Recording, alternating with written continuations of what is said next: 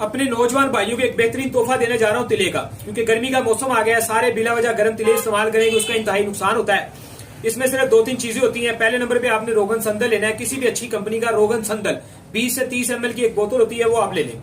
उसके बाद आपने 3 किस्म के अतर लेने हैं। अतर हिना लेना है, अतर गुलाब तुर्की का लेना है, अतर जो है आपने कस्तूरी मुश्क जिसे कहते हैं वो लेना है, अतर मुश्क।